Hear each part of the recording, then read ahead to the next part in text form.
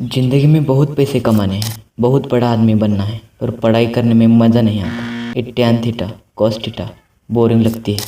और अगर फिर भी बड़ा आदमी बनना है, अमीर बनना है, तो एक कहानी सुनो। कैसे एक ड्रॉपर अपना बिजनेस खड़ा करता है और एक पढ़ा लिखा ग्रेजुएटेड रोड पे आता। गणेश और रमेश बहुत ही अच्छे दोस्त थे। वो लाइफ में कुछ बड़ा करना चाहते थे, पर वो बहुत ही गरीब और एवरेज स्टूडेंट थे। तो जैसे ही 10वीं में जाते हैं, वो डिसाइड करते हैं कि अब मन लगाकर पढ़ाई करेंगे, अच्छे मार्क्स लाएंगे। वो दोनों ही मन लगाकर पढ़ाई करना स्टार्ट करते हैं। पर लेकिन एवरेज स्टूडेंट से 10वीं का टॉपर बनना, यानी कि बिना ऑक्सीजन सिलेंडर के माउंट एवरेस्ट पर चढ़ना। फिर भी वो दोनों अपना 100% देकर बोर्ड का एग्जाम देते हैं।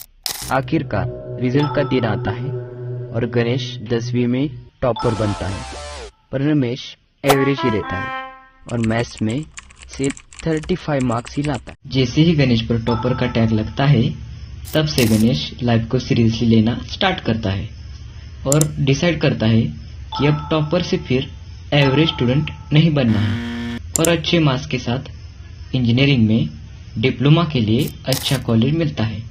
और अच्छे कॉलेज के साथ उसका कंपटीशन भी बहुत बढ़ता है, और इस कंपटीशन से भरी दुनिया में गणेश अपने दोस्त रमेश को ना चाहते हुए भी भूल जाता है। अपनी मेहनत और लगन से गणेश इंजीनियरिंग का कोर्स पूरा करता है और अच्छी सी जॉब भी ढूंढ लेता है। और जॉब लगने के कुछ ही महीनों बाद गणेश शादी भी कर लेता है। शादी के बाद गणेश की जरूरतें और खर्चे बढ़ने लगते हैं, और इस वजह से गणेश एक्स्ट्रा काम करना स्टार्ट करता है। एक्स्ट्रा काम करने के बाद गाड़ी पटरी पर आने लगती है।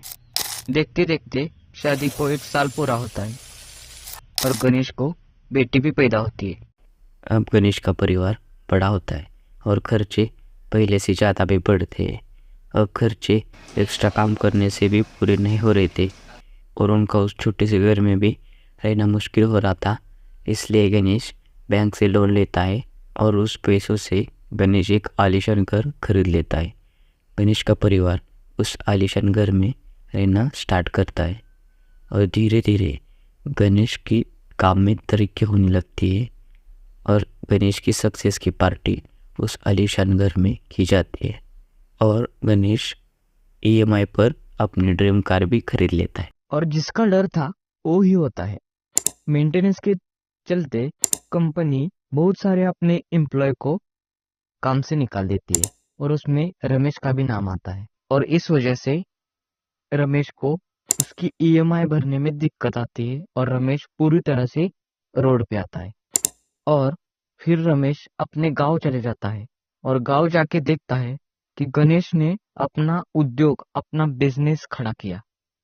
क्योंकि जब अपने पढ़ाई पर फोकस करता है, तब गणेश अपने काम पर फोकस करता है, अपने बिजनेस पे फोकस करता है और देखते देखते जीरो से एक ऐसा बिजनेस खड़ा करता है, वो भी खुद का, कि वो रमेश से भी बहुत गुना और बहुत ही ज्यादा रिच बनता है। मोरल ऑफ द स्टोरी यही है कि इस दुनिया में हमें पढ़ाई से भी ज्यादा हमारे बिजनेस, हमारे उद्योग पर ध्यान देना चाहिए अगर हमें सच में अमीर बनना है। क्योंकि पढ़ाई कर कर हम सिर्फ डिग्री ले सकते हैं, सिर्फ जॉब ले सकते हैं, पर लेकिन अगर सिर्फ हम जॉब पर ही डिपेंड रहेंगे तो हम उस तरह से रिच नहीं बन सकते जिस तरह से हम अपना बिजनेस खड़ा कर कर हो सकते हैं। इसलिए पढ़ाई पर ध्यान दो, पर लेकिन उससे भी ज्यादा अपने बिजनेस पर ध्यान दो। अपना खुद का बिजनेस तैयार करो, चाहे वो जीरो से क्यों ना स्टार्ट हो, पहले आउटपुट ज्यादा क्यों ना आए और अर्निंग कम भी होगी तो भी अच्छा है, पर पहला अपना बिजनेस खड़ा करो। Thank you. मिलेंगे ऐसे ही नई वीडियो में, तब तक के लिए धन्यवाद।